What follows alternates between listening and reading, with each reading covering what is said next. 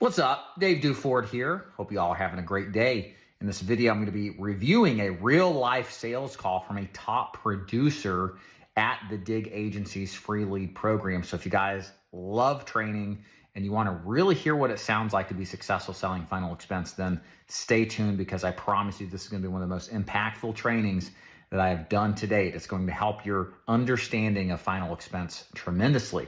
Now, I actually did this training live on a Cody Askins sales training call, and he asked me in exchange for doing that to help promote one of his new ventures. He's got what's called the Mentor Ready program at mentorready.com. The premise of it is very simple. It's designed for agents like you to come to a website where you can find mentors across different products and different experience to help you with your specific questions where you're having trouble, so that you can get better faster and see more results selling whatever kind of insurance that you are. This is not necessarily just for final expense agents. It's open to any kind of insurance agent. I'm personally involved, and some of the benefits of what you're going to experience include personalized mentorship matching. They'll help you find the right mentor for what it is that you're looking for. There's comprehensive resources and training, skill development programs, a thriving community, and networking opportunities. And they will help you set actionable goals and get insights into your business in order to succeed at selling insurance. So Cody, thank you very much. Go to mentorready.com to learn more. I'll put a link at the bottom of the video description. And in the meantime, let's start to review how the top producer sells final expense over the phone. Let's take it away. Guys, this is Mark. I was just returning your call with that final expense price quote you requested on Facebook. I see your zip code here was 92253. Is that correct? All right. Now I want to ask you guys some things. What do you notice about the tonality of this agent? What are, describe it in one word, what you just heard. I'll play it again if you and feel free to be, direct. I'll play it again for you. Guys, this is Mark. I was just returning your call with that final expense price quote you requested on Facebook. I see your zip code here was 92253. Is that correct? Thank you. Yeah, calm. That's Joey's nice way of saying dull and boring. Thank you, Dylan, for shooting this straight. I would 100% agree that the tonality that you're hearing is not very enticing. Now, well, then how does this guy write $30,000 or $40,000 in business a month? Because it's exactly this kind of monotonous type of tonality, especially in the beginning, that is disarming. Okay. This is how we teach our agents now, is to just sound like this. Hey, this is David. I'm getting back to you about this final expense quote you requested on Facebook. You said that your secret code was 90210, whatever you said, right? But to deliver that, as opposed to, I would call it like the ShamWow guy. Hey, this is Dave. I'm getting back to you about this final expense quote that you requested on Facebook. You said that your favorite hobby was spelunking or whatever, right? That kind of like high energy kind of output, it works for some people. But for a lot of our prospects, what we've discovered in testing this out is it screams what? Salesperson, right? So what we have resorted to is this admittedly dull, boring, kind of a monotonous voice to start with, because we find that it disarms the client. Okay. So like the first piece of advice here is think about how you're opening your call. In fact, one of the things that we measure in our agency to measure the quality or the measure the success of our agent is how many of the calls do they get past the first 2 minutes? How many calls get to the close, right? Of course, get to close them, right? And then how much time do they spend on the phone? If you find, and we track this, publicly publish it, so everybody knows, where they stand. If we find that their numbers are below the average, what that tells us is that that identifies an opportunity for us to focus on training for that particular skill set. And really to simplify things, and at least in final expense sales, probably true for a lot of life sales that are transactional one call closes. The opening is critical to get right. The close obviously is critical, and you got to put the time in to do it. And a lot of the stuff in the middle matters, but way less than the opening and closing. Does that make sense? So one of the things you guys can do if you're looking for ways to see where do you need to improve is track those numbers. Look at the averages. your CRM and dialer software should be able to track, time for each call that closed, and then each call that connected, and then obviously the time that you spent on the dialer. And these can give you feedback mechanisms on what you're doing right, what you can improve. Okay. So bottom line, the opening matters, and we like dull and boring. All right. Now I want to play this again because I want to go through the actual words that we're saying. And again, generally speaking, in scripting, it's a combination of what you say and how you say it, right?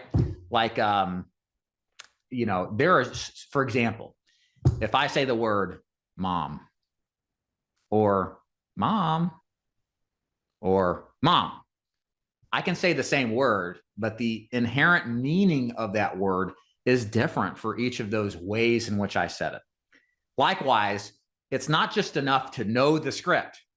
You have to perform the script. In some places you perform it dull and boring. Some places you liven it up a bit, okay? So as you're learning the process of selling whatever you are, know the script, but really study tonality and inflection in your voice and when to inflect and when not to inflect. Again, we'll kind of hit on this throughout the call and I'll point it out, but these are two vastly important things that you can do to connect your client, okay? All right, let's go back a little bit and play the script again. We'll listen to the script. So let's listen to the words. This is Mark. I was just returning. All right. Did he ask if Mrs. Jones, the prospect, was there? Did you hear him ask a question? No. So what's the answer you're going to get when you say, hey, is Mrs. Jones there? No. Preston's like, yeah, and you're going to get hung up on, right? A skill set to develop, or kind of a mindset with scripting, is you very rarely want to ask a question where the answer could be a no, okay? A lot of how you sell is how you frame the argument or frame the question. So sometimes the way you want to ask a question is, if you're setting an appointment face-to-face, so can I come by at 2 o'clock or does 10 work better? I've given them 2 choices to say yes to, right? Doesn't mean they won't say no, but there's a lesser chance because the way it's framed only allows for a yes. Does that make sense? Very important, not just in setting appointments, but throughout any sales call. The other side of it, sometimes you don't even need to ask a question. That's what we did here. What Mark did was just basically said, hey, Mrs. Jones, this is David Duford giving you a call back. Like he just rolled into it. And so a pro tip is that as you open the call, assume it's the person that is on the lead. Just assume, okay? Because then you don't even have to think, well, how do I come back when they say she's not here? You just avoid it altogether, right? You just sidestep it. Sometimes you don't have to engage in something. You just walk around it. This is an example of that. Does it make sense, everybody? So get right in. They answer, they say hello. You say, hey, Mrs. Jones, my name is David Duford, and you go into the script. Okay, continuing with this opening. Your call with that final expense price quote you requested on Facebook. I see your zip code here was 92253. All right, so we like to tell them, you're here, I'm calling you because of that final expense quote. Sometimes they say you requested on Facebook. It depends on where the lead comes. We want to identify the language as best as possible that's within the lead. We use final expense a lot. We use life insurance as well. But you think about it, like some people might think that they want life insurance, but they definitely don't want burial insurance. Now in our line of work, that's the same thing, but our clients may not know it. So it's better to take the script or the descriptor that's in the lead that caused them to take action and request a quote and use that language in your actual script, okay? So like if you send out, and if you have a lead that says state regulated program, if you say, hey, I'm calling about the life insurance you requested, they're going to be like, no, I didn't request life insurance. And then they'll hang up on you. Instead, you want to use that same language, whatever it is, that's inside of the lead. Does that make sense? That helps make the connection better. And sometimes it's been weeks or months since our client actually requested it. And so the more precise to the lead information you can get the language, the better they're going to recall and then you'll actually talk to you, okay? The other side of this is we like to use some sort of reminder to overcome the objection of I didn't do that. right? If you just call and say, my name is David Duford, I'm getting back to you about this final expense quote, were you looking for yourself or a loved one, right? They may be like, what are you talking about? I never did that, because it's been a day. Like, our clients forget a lot. They're old, right? And so one of the things you need to do is provide them some kind of evidence that they in fact did request the information, and that unique evidence, that identifier, is specific enough that they can't deny that they actually did the thing. So what we use is a zip code. Okay. So it looks like you're listed here as your zip code is 90210, right? So that way we get them to agree that they may not remember exactly between doom scrolling on Facebook and filling out a form that they actually did it. But if we got their zip code, they probably did it. And like I said, and I'm just joking around here, guys, they're old. They remember that they're old and don't remember things. Okay, so they'll concede a lot of the times. Yeah, I probably did that. You can use other things too, like we've used favorite colors, favorite hobbies. Nothing wrong with that. All of that stuff works. You just want to make sure you're getting the client to remember, right? And let's listen to the rest of this, and then we'll proceed. Or I'll pause for any questions you guys got. Is that correct? Yes. Okay. And was this for yourself or for a loved one? No, it's for myself. Okay, gotcha. And how long you been? All right. Was this for myself, or was this for yourself or a loved one? So again, what is that? Can you answer no to that? I mean, you guess you could, but the likelihood is low, because it's are you saying yes, you're looking for this on somebody else, or yes, you're looking for this on yourself, right? So again, framing the questions to get what we want, which is that engagement, to further the call. Again, all these little things up to this point, we've only gone 20 seconds, and I've gone on about this for 10 minutes plus. This is so critical, guys, that you get this right. If you don't get this right, if you screw this up, if your tone is off, if your script is off, if you don't know how to handle the objections that come, you will lose deals you would close. Okay. So spend time getting good at this. It is absolutely worth the effort. Any questions so far on the opening here? Anything I can explain or expand on? Anything anybody's confused with? I'm happy to add some more context if I need to. Okay. Thank you. Appreciate you.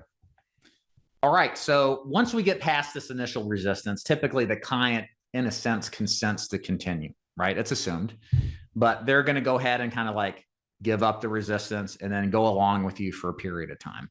And again, once you get past this period of time in the beginning, the odds are very high you're going to get to the close. Okay.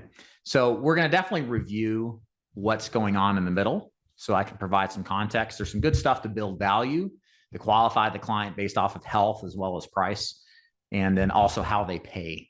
So we'll hit on that before we get to the close. Okay, Scott asks, hey Scott, do you use first names or last names? You know, I think first names are fine. Hey Judy, this is David. It sounds less formal, but then, you know, you got some people like where I live in Tennessee, where it's like my dad's, oh no, that would kind of enforce that. My dad's Mr. Jones, you know? So, but some people, like, if you don't call him Mr. Jones, you're not showing them respect, right? So it's region to region, but don't overthink it. Just choose one. And if you're sincere in your delivery and you're really good at what we've talked about, they're going to be interested. So they'll forgive you. You know, they're not going to be like, oh, you didn't say Mr. Click. Like, that's not one of those things that ends it. Okay. Okay, cool. All right. So now we're getting into the presentation. Let's continue. Looking to get some coverage in place for yourself here. So he had said, just to clarify, I'll keep playing. How long have you been looking for getting yourself some coverage in place? Like in the last 6 months. Oh my goodness. Okay. Is there, I guess, any reason you haven't found what you're looking for? No. Okay. So this attempt here, by asking them how long you've been looking for coverage, is an attempt to try to build urgency, to kind of paint the picture. A lot of our clients have been, you know, they're aggressively getting ready to buy it for the last 5 or 10 years. You know, they just never got around to it. So the idea behind this is to get them in recognition verbally that I've been doing this for a while, and maybe help them understand for themselves it's time to get it done. That's the concept. It also helps facilitate at times, excuse me, if they already have coverage. Like they may have said something like, actually, yeah, I bought a policy 2 months ago. And that allows us to then collect information. Pro tip, whenever you're selling any kind of life insurance or really any other insurance, you need to know what the client has and as much detail as possible about it, like the company name, the date of approval, how much premium they're paying, is it whole or term? The more you can collect that information, it's like playing poker with the cards up, okay? Because if you don't collect that information or bypass it, you get to the close, they may have thought their policy was fine all along. They bought a policy from XYZ company that they were told was a full first day coverage product, but it's really a 2-year wait with double indemnity. And now they're kind of convinced that this whole thing's a waste of time. So in these stages here in the beginning, you want to extract and collect that information to the highest degree possible. Sometimes you have to circle back to it because your client's still in the process of trusting you. But don't forget to ask about, oh, what other coverage you got? I need to know in order to process your options correctly. Who is it with? What are you paying? Term or whole life? Okay. All right. Let's keep going. Okay, no problem. And by the way, have you heard about those funeral plans? It helps your family negotiate the cost of the funeral up to 40%. Was that something you wanted with your policy? No. Okay. Okay, so what was this that we were talking about? So we work with a carrier that has a funeral concierge program. And the idea behind it is that along with the purchase of a life insurance policy, they get this program that helps negotiate the price down, conceivably, potentially saving the client a couple $1,000s. It is a definite sizzle to the steak sale. We see a lot of people in our space do it. The people at Lincoln Heritage do it. Senior Life, other carriers out there. I used to resist it, but when you're trying to find an angle to sell a policy, it can be helpful. Okay, you don't have to do this, guys, if you don't like these plans. Some people don't. We like them because it helps give value to the client in some way, and it helps kind of differentiate us in the sales process. Okay, and of course, she said no. So sometimes they're not interested, and she probably didn't understand it. She was just like, no. She probably wasn't even listening. Again, it's not just what you say; it's what the client says. It's kind of interesting to go back and listen to this. You kind of hear her just kind of be like, no, like she didn't quite process it. And that's another thing with sales. There's a lot of things that go unsaid that you need to be fine-tuned to listening to clarify, because some people won't admit they don't get it because they don't want to look stupid. Okay. But you have to sense, here's what I would recommend to Mark. She probably didn't understand that. She just was like, no. He should have responded and said something like, hey, that's fine. The idea behind it is it's designed to lower your funeral costs. And so that way you don't have to spend as much on your policy. So again, are you interested in learning more about that, or is that not for you? Right. So I would go try to explain it again. Looking for? So this is what was said? No. Okay. No problem. And by the way, have you heard about those funeral plans? It helps your family negotiate the cost of the funeral up to 40%. Was that something you wanted with your policy? No. Okay. Yeah. I mean, it's kind of a subjective instinct, but I don't think that she got it. She just kind of was like, sounds like I got to buy something extra. No, kind of response.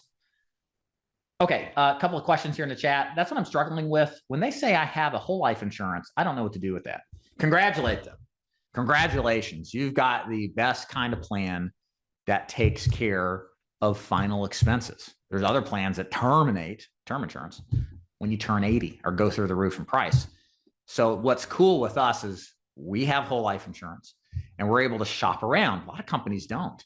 And our job is to get you the best combination of price. And there's been some new products and companies that we have access to that are very competitive. And for people like you on a fixed income, we're on a fixed income, right? Yeah, can save some money. So who is your product with, or who is your program with? So I kind of that's kind of the objection rebuttal I gave. And then my response was, I didn't argue and say, well, you got a bad plan, right? That's the worst thing you can do is insult a client's decision. You need to pat them on the back. Hey, at least you got something. That's great.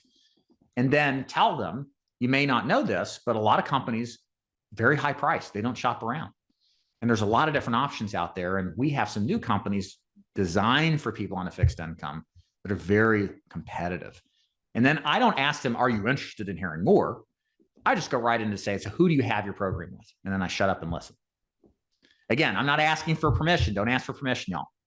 You'll get to hear the no. Okay. Any questions on that? Yeah, and backing up what Preston said, people who buy a policy are buyers. They already believe in what it is that they bought. People who say they need coverage, like the worst prospects for me were like people over 80 that didn't own life insurance. They're the hardest people to sell because I know they've had like a dozen agents in the last 10 years and they just keep saying no. There's something not, clicking for the urgency and satisfying. But when somebody has a policy, great. All I need to do is figure out, can I do better? Sometimes I can't. Or can I show value to enhance the amount of coverage so they see the need to buy more? Because again, somebody who's bought once is likely to buy again. And the last thing I'll mention about that, in my days as a field agent selling face-to-face, I would say 50% of my clients that I sold a policy to already had coverage. And there's some interesting implications like, okay, I probably sold 1,500 policies over the course of my full-time career. Half of those, the 8 other agents that sold the first policy should have sold the second one, right? So a lot of people never follow up with their clients, right? And then sometimes people aren't selling as well as they should be because there's a deficit there. And maybe the agent didn't do a good job of increasing the value at the first call to maximize the sale, right? Okay. So far, so good, everybody? Like what you hear? Is this making sense? Is this helpful? Okay, good. Super solid.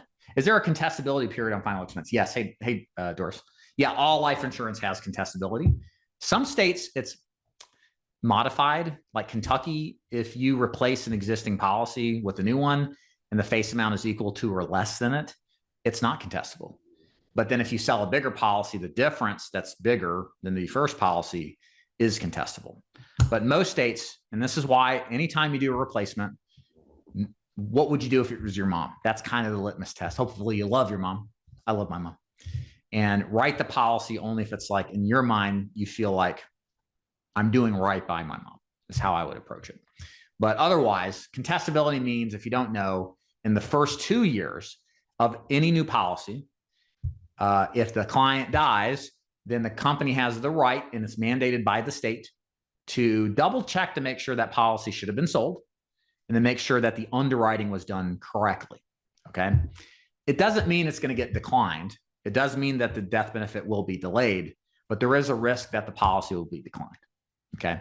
So that is the risk whenever you replace anything, is make sure it's the right thing for the client. Worst case scenario, just add another policy if you feel like, nah, I don't want to take a risk, okay? Yeah, for sure, even when replacing, yeah. Okay, all right, let's continue. Okay. Gotcha. No problem here. And do you currently have any coverage or no coverage at all? No coverage at all. Okay. Again, idea here is extracting that information. Do you have coverage? What's going on so we can better position how we're selling things? Okay. No problem. Well, let's get you that price quote here real quick. Now, one thing, our strategy, we've changed our script dramatically.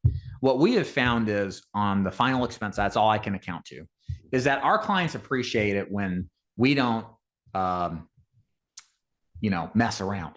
We get down to business. We used to have a protracted, like 2 or 3 minute rapport building in the beginning. And we found that in a sense, it detracted from sales because people were like, just tell me what you want to sell me.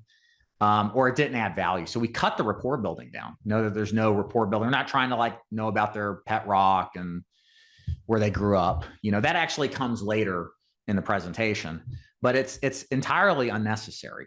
What people appreciate is, hey, I'm calling about the final expense quote.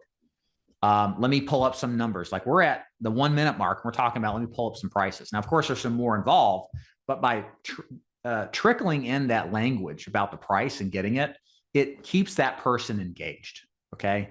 They're not thinking, oh, I got to sit here for a 40-minute presentation. My whole life's going to be wasted on somebody I don't know. And all these things are going to ask me. Like, no, getting to business works really well. We get to the close. This is before we get into the application, typically 10 minutes, usually no more than 15 minutes after the conversation begins. Used to be double that. I know some other organizations that recruit agents that it's like 30 to 45 minutes. And that's less time that you have on the phone to close more people.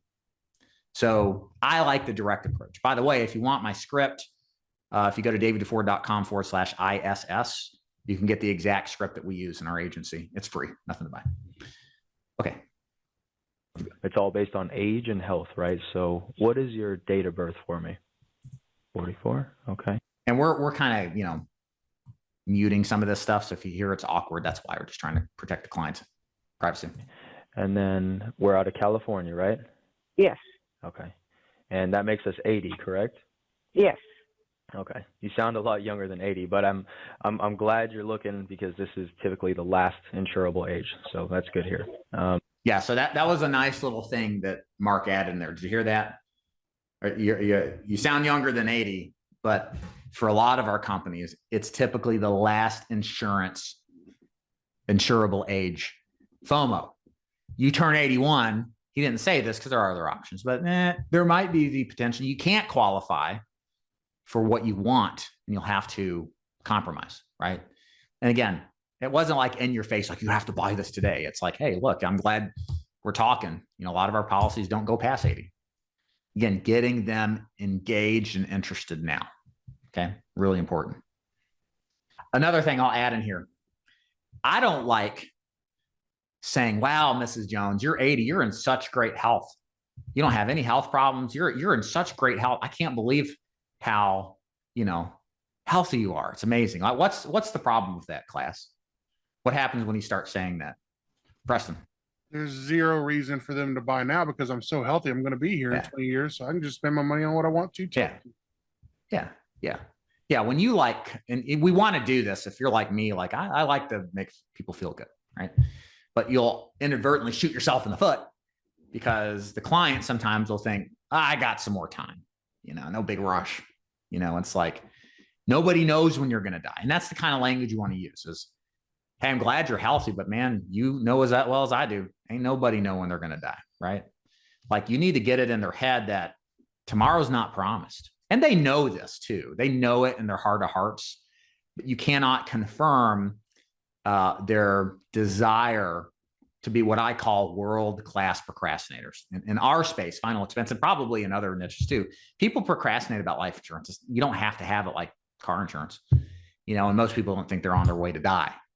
But that's the issue, right? We don't know when we're going to die. And we like to think that we do. And so we delay this purchase. So you have to do a good job of expressing the urgency and being intentional and not doing things like saying, you're healthy. In other words, you got time. You don't know that. That's the truth. And you should be prepared regardless of when you go. Make sense, everybody? Back the hearse up against front door. Yes, sir. I like to say all the time that you got to get the client to see the hearse backed up against the front door, right? Now, what is your approximate height and weight? Gotcha. And then are you a smoker or a non-smoker? So we're rolling into the health questions, collecting this data. None.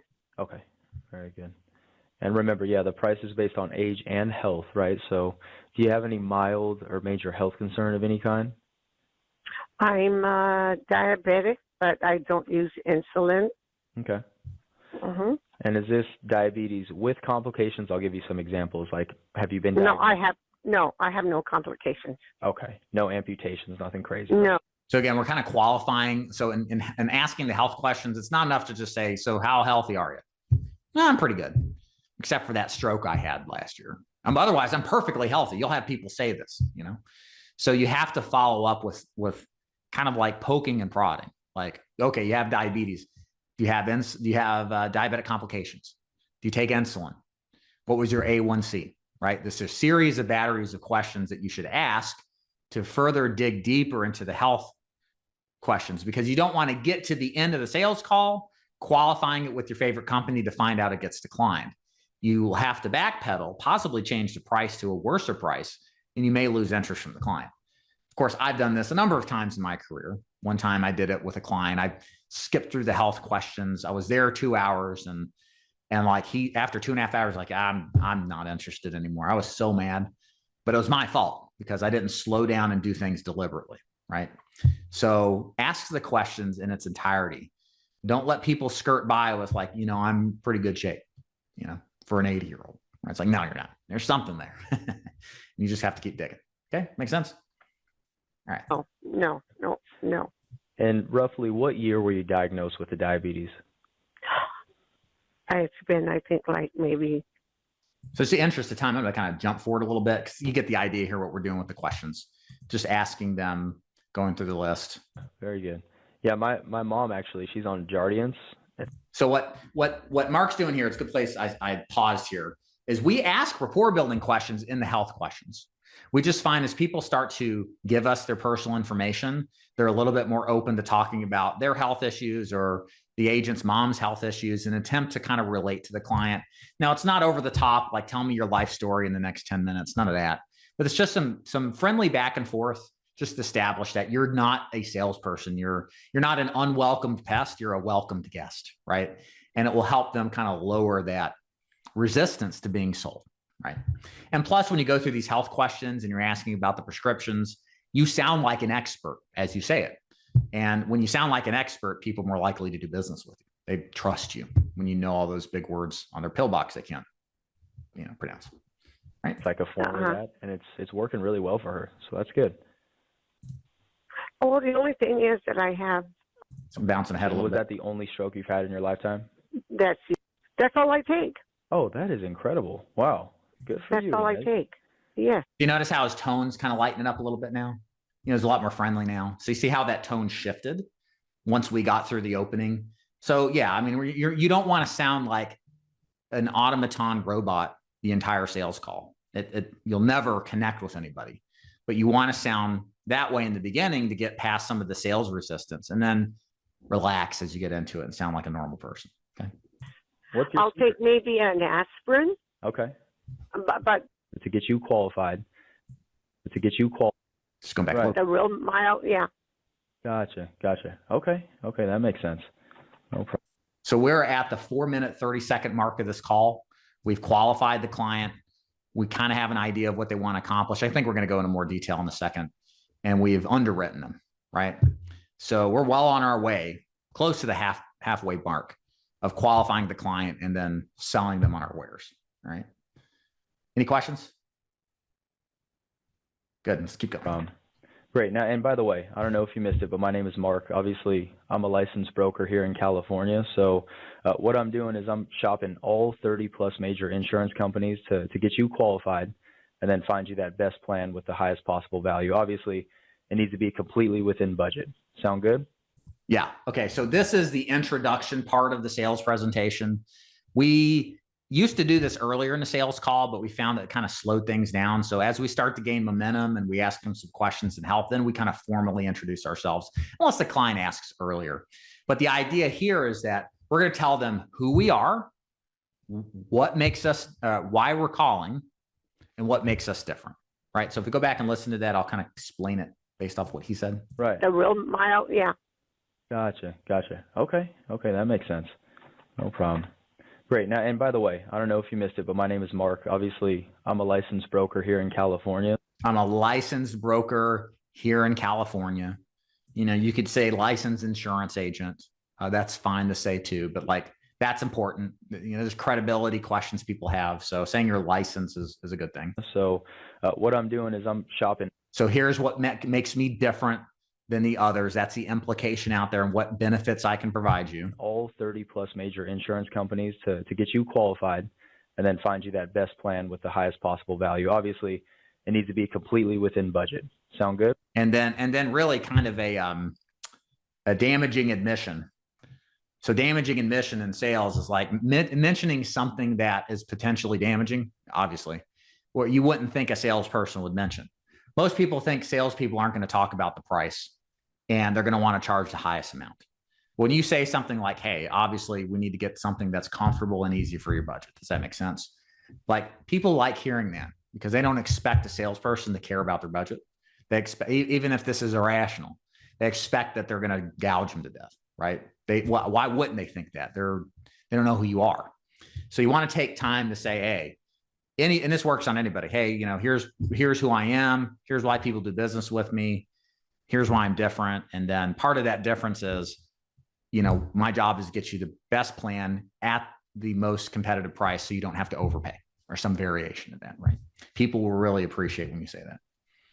Again, I've just moved into a new home, and we're redoing a garage. So I'm drywalling, I'm putting insulation in, some other stuff. Garages, like, I don't remember hearing anybody say, what are you looking to spend? What do you want to keep it at? Like, what's comfortable for you? Like, that was just like, we'll just come up with a random number and maybe you'll take it, maybe not. So it's like, there's an opportunity there to gain some trust by figuring out what I'm comfortable with and then working within those parameters. I find, at least in final expense sales, it works really well. Hey, Joe, what do your agents use for quoting? Toolkits, specs quotes, something different? We use insurance toolkits. I'm not an owner of the company, but I would say they're the de facto standard when it comes to quoting software. You can choose whatever carriers you want. It's very user-friendly. $38 a month, cancel anytime. It's a great product. I highly recommend it. So that's what our people do. Yes. Okay. Now, I'm seeing, again, you're in good health, so we're going to see a bunch come back for us. Now, some carriers, so I would have not even said you're in good health. Okay. So luckily you're still 80 and we still have a few coming back. But like I said, if you're a year older, probably wouldn't have anything, or very few. So I'd rephrase that a little bit like, the clock's ticking. they take certain payment methods, others do not, right? So do you have a valid U.S. bank account? Yes, I do. So why do we say that? Anybody know why? Do you have a valid U.S. bank account? And if you're selling final expense, you should know.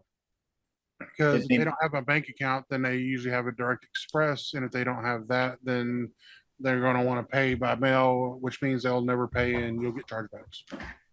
Right. We need to know, like Preston said, the form of payment, right?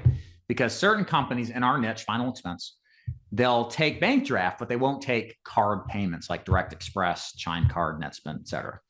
So you may run through qualifying this person. They want to spend a lot of money, but they don't have a bank account. It happens all the time. So, and that may change your ability to choose which carrier is best. So keep that in mind as you look at the options. Make sure you're asking. We like saying a valid U.S. bank account. That says enough about how the payments work. So they're aware that we do a bank draft, but we're not asking for their banking information at this point. That's totally inappropriate. Like, we need to go a little bit further, build some more value, but we do need to know, should we spend any more time on this client? And after 5 minutes in, you can get this information. Okay. Which company do you recommend that comes with funeral planning, funeral concierge services? SBLI does the legacy product, or Sequoia. Funeral Consumer Guardian Society's Lincoln Heritage. I don't know what Senior Life uses. I think it's Legacy Assurance. American Amicable uses Everest. There's several of them. Depends on the carrier typically. And can you please repeat one more time where we can find the sales script? Yeah, my website, davidduford.com/ISS. It's a free account, lots of free training there. You can get the script there. Thanks, Preston. I'll do you one. Let's do it this way. All right, or it's hyperlinked now. Whoops. All right. Okay. Continuing. Okay. And I guess kind of on that topic, right? And as everybody that I work with is on a fixed income. So now we're getting into, I'm just going to preface this, the pricing qualifying. I don't like presenting to a client unless I know what budget they're comfortable with. Okay. I don't want to spend 15, 20 minutes on the phone to find out they can't afford whatever. Right. So we ask about 5 minutes or so or less what it costs, what premium range they're comfortable with. We sell the premium typically. Most of our agents do. The idea behind selling the premium is that it's like buying a car. If you've ever sold cars before, the MSRP doesn't matter because very few people pay cash. Most people come in there and they're like, I've got a certain budget I got to meet, right? And then your financial guy can craft an offer that meets it. It might be a 10-year balloon payment or whatever, but they can do it. So likewise, what we care about is what can the client afford? because it doesn't matter how great and big the policy is. If it can't fit their budget on fixed income, it doesn't matter, right? So figuring out the budget first is important, that they got a budget. And then B, when you know their budget, they what? They can't object on price, right? Like, it's not a price issue anymore, right? And that's a common issue why people don't buy. So you nail that down and get rid of that objection. You overcome that objection before it becomes an objection. And in a nutshell, that's what really good salespeople do. They don't let objections even come up, because their well thought out scripting stops them from even happening. Doesn't happen all the time. It's never perfect. There's always people who object. But it helps when you have a good script that overcomes the stuff. Yeah, let me go back here. I'll replay it for sure. Here it goes. We'll play it in full too. Certain payment methods, others do not, right? So do you have a valid U.S. bank account? Yes, I do. Okay. And I guess kind of on that topic, right? And as everybody that I work with is on a fixed income. So, the goal is to find you something that you qualify for, but also something that's affordable and doesn't stress you out month to month, right? Mm-hmm. Okay. So, and keep in mind, right, again, the older we get, the more expensive it becomes. And we are pretty much at the last insurable age of 80. Yeah. So good selling the reason why to do business today, right? And that's not necessarily in the script, but that's Mark thinking on his feet, reading and reacting like, I can't let this client get away, like they have every reason to take action today, right? Right. So, this is just so I know where to start shopping policies for you, because they have these programs sorted in different price ranges, right? So should I start shopping in the range, say between 100 and 150 a month, or is that way too much? All right. So what we do is we start high with our budgeting and work lower. And just to recap that script, that sounds something like this, like, hey, final questions for you is about price. Everybody we see is on a fixed income. The last thing you want to do, Mildred, is buy a plan that doesn't fit your budget. What good is a plan to take care of final expenses? You can't afford it. You got to drop it in 6 months. That's a waste of your money. So here's my question to you. If I can qualify you for a program today, can you afford somewhere between 100 and 150 a month? And then you shut up. You don't say anything until they respond. Let it be awkward. They're kind of thinking through things, and you need to let them answer. First who speaks loses when it comes to sales and closing. So in this case, it's a little worded a little different. Can you afford $150 or something? You want to look at something lower. That's a little modification we made in the script. So our feeling was people were hanging up on us if we were like, can you afford 150 a month? They're like, hell no, click. No. So what we say is, can you afford 150 a month, or do you want to look a little lower? It's a little out to allow the client to say, yeah, let's look lower, right? And it keeps people on a little bit longer. Okay? All right, so let's hear how this proceeds. Oh, that's too much. Okay. What I need is something that's going to cover cremation. Okay. And that's about it. I don't want anything else. So she said, no, that's too much. Here's what I need. And she laid it out in her mind what she wanted, but listen to what Mark says. I see. So not like all the bells and whistles. We don't need to get Nope. you like a big $15,000 policy, just something basic, right? Basic. Okay. The cheaper, the better, because once I'm gone, I'm gone. That's right. That's right. Gotcha. Okay. So, and then you just tell me, is 80 to 100 a month? Is that something? So look what he did. He didn't go into like, well, how much coverage do you want? Do you want 10,000, 5,000, 3,000, right? He just lowered the price. He acknowledged what she said. Oh, you don't want something that's like bells and whistles, and she was able to explain better kind of her vision of what she wanted to accomplish. And then he went into closed on the same step down, which this is what you do when they say no to the first price. You say, no problem. Let me look at some other options here. What if I could find you something between 80 to 100? Would that fit your budget? Okay. And listen to what she says. And that's affordable for you? Yeah. Yeah. Like, yay, I can afford that. And and here, this is really important. You want to ensure when they say yes, they mean it. So what do I mean? Like when she said, yeah, she was confident in her saying, yes, I can do it. But what if she had said, and I'll ask you what you guys think. What if she said, yeah, I think I can afford that. I think, is that 100% confidence? No, that's like something else, less than 100%. And if you proceed with less than 100% conviction from the client, you will not make the sale. Because they don't want to be embarrassed and say, well, I really can't afford that because I'm broke or whatever.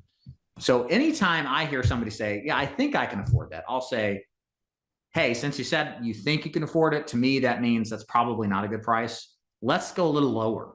Completely fine. We got some great options. What if we can afford somewhere between 50 and 75 a month? Would that fit your budget? Until I hear them say something like this lady said, yeah. Until I hear a 100% confident yes, I will go down to 10 to 20 bucks a month. I don't care.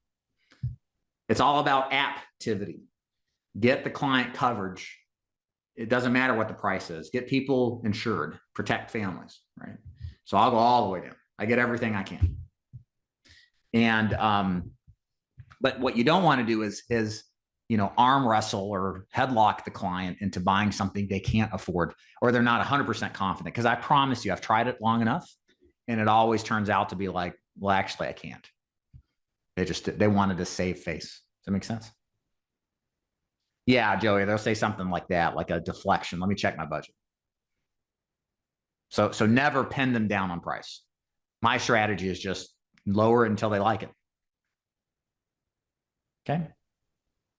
So far, so good. Now we're going to move to the stage where we start to sell the product and how it works and differentiate it between the other options. So let's hear Mark. Okay.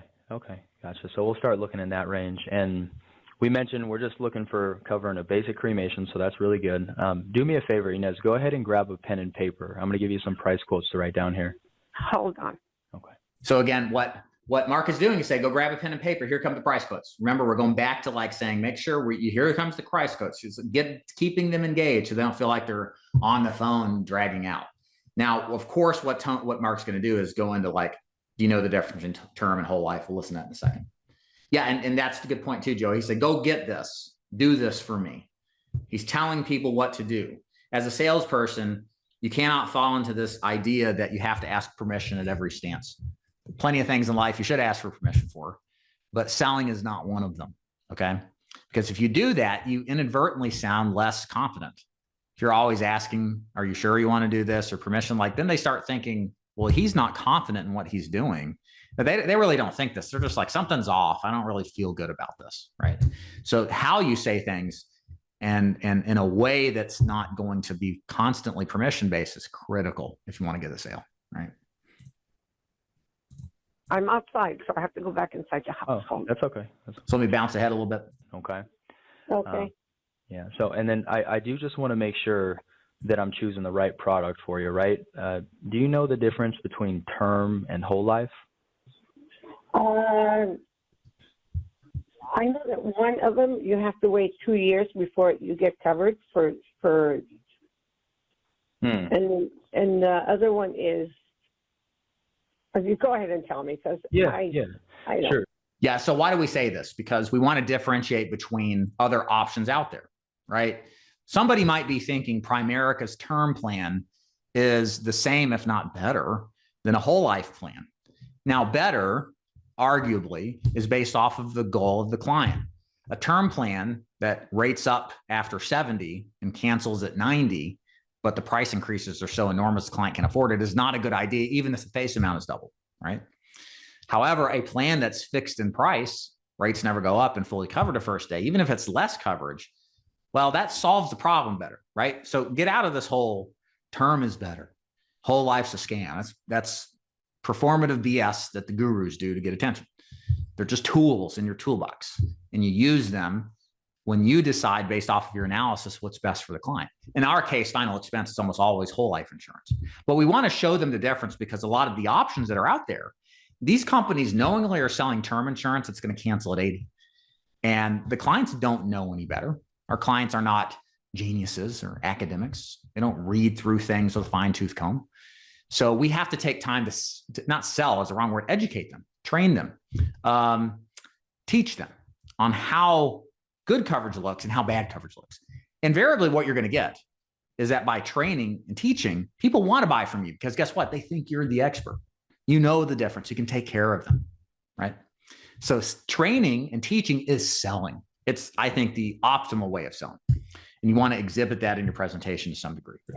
That's okay. And so you're kind of on track. That's one aspect of whole life. So what you're talking about, that 2-year wait, that can be an aspect of whole life, but term, basically it terminates, right? So it's only for like a certain period of your life, where whole life, that's for your whole life, right? So I like these simple, easy to understand explanations, because it's like Donald Trump, and I'm not getting political, but I'm making a point with kind of like marketing, like crooked Hillary, like that just sticks. It kind of describes his opinion, Hillary Clinton, with one word, right? And likewise, when we're looking at describing our products, like if we can simplify the descriptions, like it's easier for our clients to remember this stuff. If we go into all the different nuances and features, like it's going to go over their head. But if you say something like, hey, term is bad because term terminates. Whoops. The term people must have heard me. Uh-oh, hold on, let me see. The camera goes off. All right, 1 second. Big term out to get me, that's right. I don't know what happened. I bet the camera is, there it is, okay. It might be overheated, or I need to watch my back because big term may come after me. Okay, so what was I saying? Term terminates. That's easy to remember, right? Whole life lasts your whole life. I know this sounds kind of like basic and like no duh, Dave, but I can't stress that sometimes the foundational fundamental stuff is the most powerful. And our clients aren't insurance people. They're regular average Joes that work the job at the plant. They're not academics. They just want to understand the basics and feel confident that you know what you're doing. Okay. Yeah. Dave Ramsey. Getting tired of my attack videos, my reaction videos now. Okay. All right, let's keep going. So the coverage never cancels and the monthly payment never goes up with this product. Is that what you're looking to get? Yes. Okay. Again, he said that coverage never goes down, full coverage, and the rate never goes up. Sound good? Again, keeping the description simple. And then the other thing, right, which you mentioned was, hey, there's a couple of whole life, policies. One where you have to wait 2 years, and then another where it's immediate coverage, right? Now, what we're looking at for you, right, because, hey, even though you're 80, your absolute kind of golden ticket is that you're in great health. I mean, you're not on a bunch of prescriptions. I'll tell you this much, Inez, like when I'm talking to somebody your age, we're talking about congestive heart failure, a laundry list of medications that they're on, and that can make us only have the option of a 2-year wait. Does that make sense?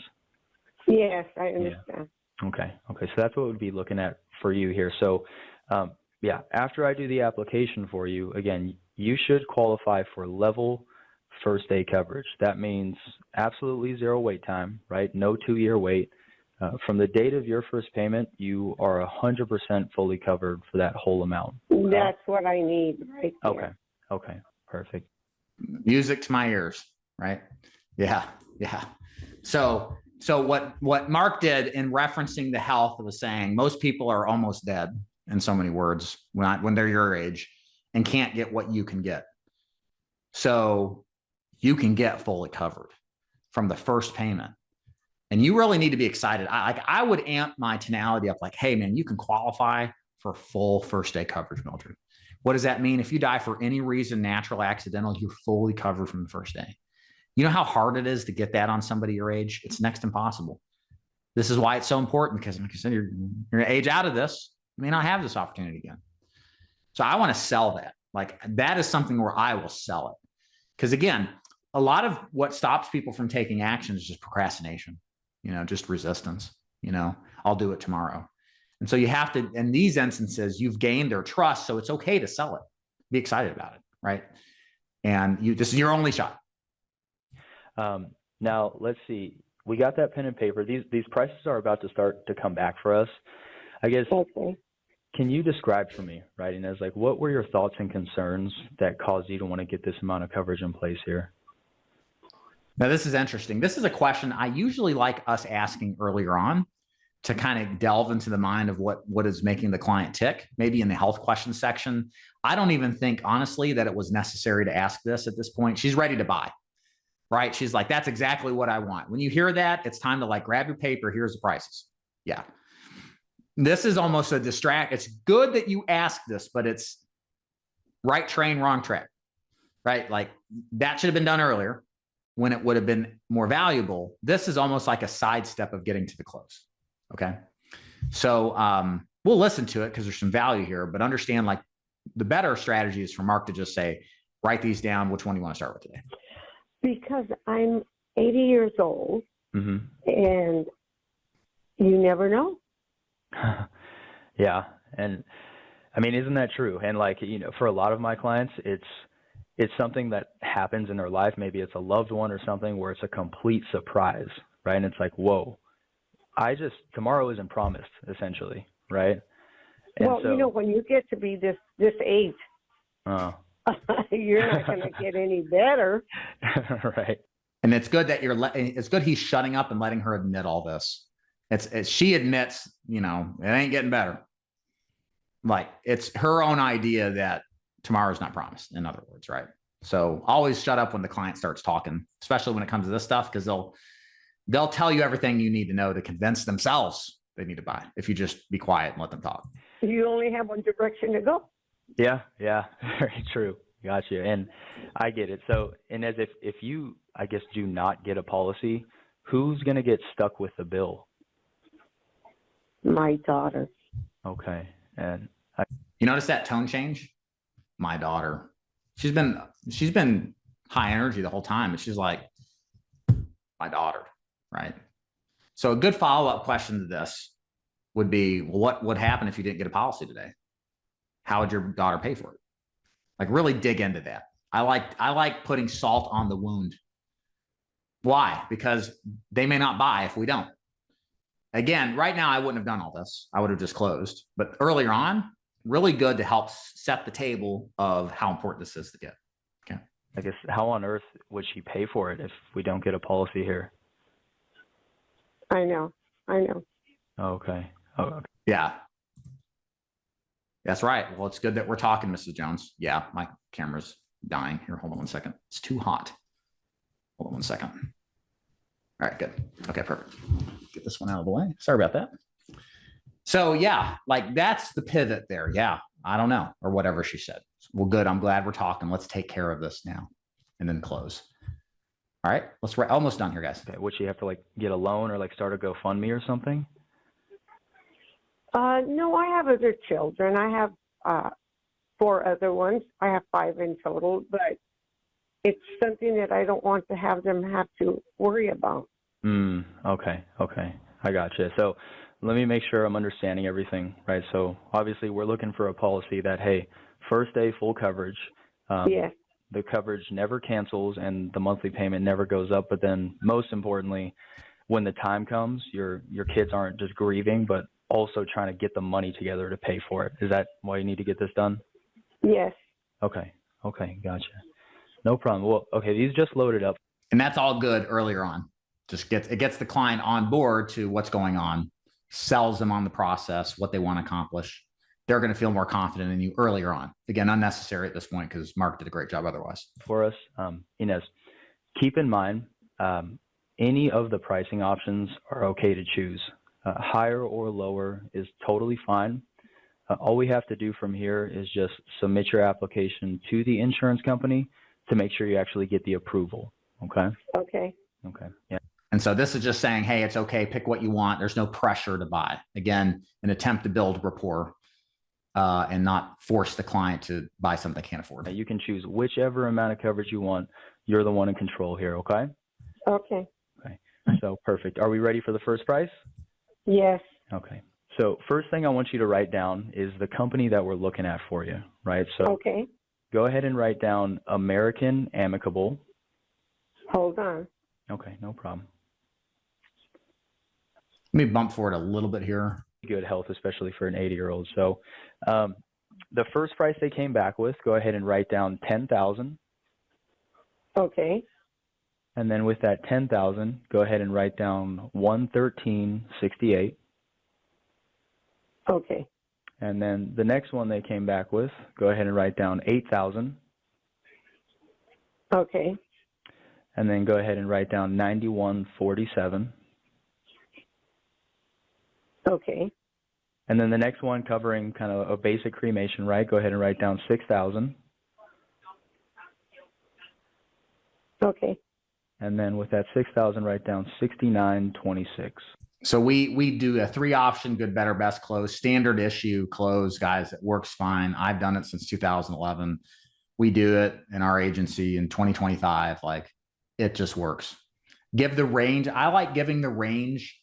Like if she said, I think it was 80 to 100, I like giving an 80, 100, and then one step above that, just like a stretch goal.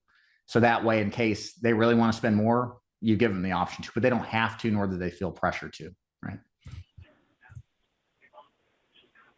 Okay. So you have all 3 options, right? Yes. Gotcha. Now, my job is simple, right? Just to submit the application. Super easy, super safe, and just to see if we get the approval. So which one did you want to see if we get approval for? One, the 8. And then which one do you want to see if we can get you approved for? It's a much softer close than saying which one you want to buy today. And he also said, we may have skipped past it. We need to see which one you can get approved for. Like, this whole thing is contingent on you getting approved. And the idea here is if we get them through the application, they're approved, they chose the 8 to get approved for, then it's much more likely that hopefully they'll just stick with it. And typically it's like that. So that's pretty much it, guys, on the sales call review. Sorry, I ran a little bit over. I'm happy to take some questions here if you have, but I wanted to get from start to finish minus the application process because there's so much client information there to just show you how a sales call sounds. So what are the big takeaways here? Number one, tonality is king, right? How you sound is really important at certain intervals, okay? Number two, don't ask questions where you can get a no from, especially in the beginning, okay? Number three, trickle in throughout the call that you're going to get them the quote that they requested. If you're doing telesales, you just have less time to keep their attention. Okay, so add that in to make the thing happen better. 4, make sure that you're selling the reasons why they should do business with you. You shop the brokers. You offer whole life insurance or whatever it is you're doing, and it's better than this option because here's why. Give people reasons to trust and believe you. And 5, focus on education, okay? Education of the client. They'll appreciate it. It doesn't feel like sales, therefore it's the most powerful way to sell, okay? And then of course, at the end, close them. Don't just like say, here you go, and then crickets, you know, which one of these options do you want to start with today? You have to take leadership or have leadership and direct the client what to do. Don't be coy. Don't be in a position where you're like, well, you know, I don't know, like that will come off as weakness and you won't do the job, okay? All right. Any questions here if we wrap it up? Again, thank you for your time. I appreciate it. You can go to daviddeford.com if you want to learn more about what we do. You can also put my name into YouTube and then go down the black hole of YouTube videos that I have. Hey, Preston, what's up, man?